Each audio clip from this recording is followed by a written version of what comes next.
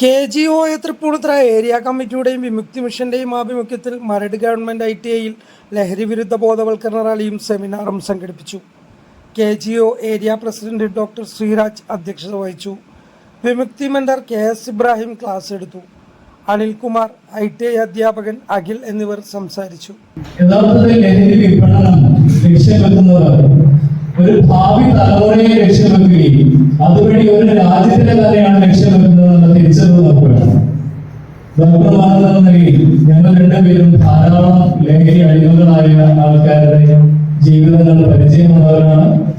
ഒരു തമാശയ്ക്ക് വേണ്ടി തുടങ്ങുന്ന ലഹരി എങ്ങനെയാണ് ഒരാളുടെ ജീവിതവും അയാളുടെ കുടുംബവും ചുറ്റുപാട് നശിപ്പിക്കുന്നത് എന്ന് പലവട്ടം കണ്ടറിഞ്ഞവരാണ്. ഒന്നാം സ്കൂൾ ബസ്സിൽ പ്ലസ് 1 പഠിക്കുന്ന വിദ്യാർത്ഥി 9ാം ക്ലാസ്സിൽ പഠിക്കുന്ന വിദ്യാർത്ഥിയെ പേന കത്തിക്കൊണ്ട് സ്കൂൾ ബസ്സിനകത്ത് കുത്തിമലത്തി.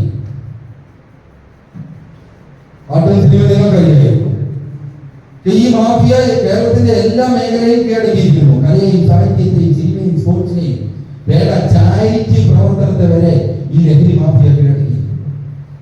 ഒരു കുട്ടിക്ക് തന്റെ വീട്ടിൽ നിന്ന് ഇറങ്ങിയാൽ ഏത് ഉന്നത വിദ്യാഭ്യാസത്തിന് നടന്നു പോകാൻ കഴിയുന്ന ഇന്ത്യയിലെ ഏക സ്ഥലമാണ് കേരളം.